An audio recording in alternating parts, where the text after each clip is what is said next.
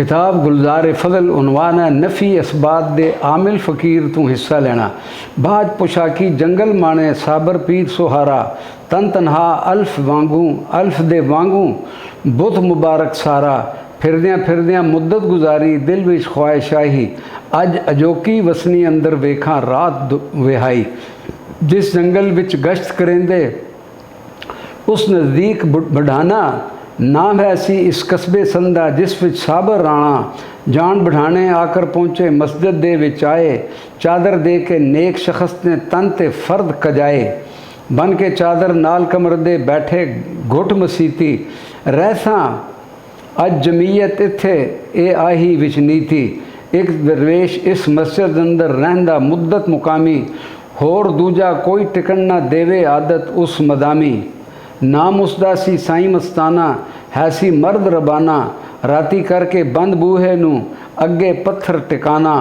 साबर पीर नू करे नमाइश उठ जा निकल सवेले रहन न देसां विच मसीती फिर आवें बेले। इस झगड़े थी खुफ्ता होइयां मुल्ला मांग सुनाई हाजिर हो नमाजी सारे खुफ्ता पढ़दे भाई।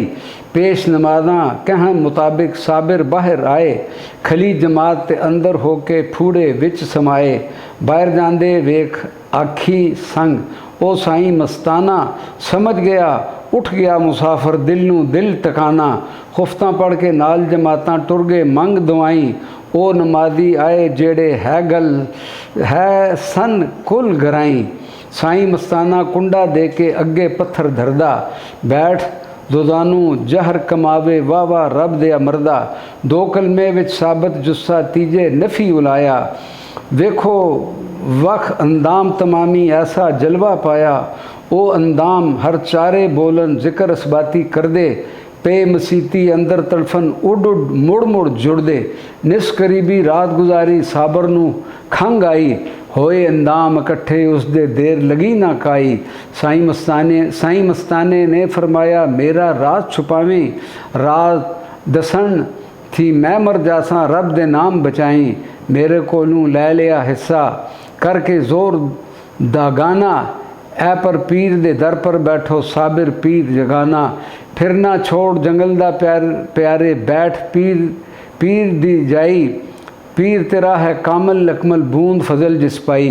इसती पिछे मुद्दत साबर इसती पिछे थोड़ी मुद्दत साबर बाहर गुजारी आ बैठे कलियामा अंदर सोने आशिक बारी। करन ताजीमी सजदे भाई पीर अपने दे दर ते आशिक सादिक मौला बख्शा हो अफसर हर ते।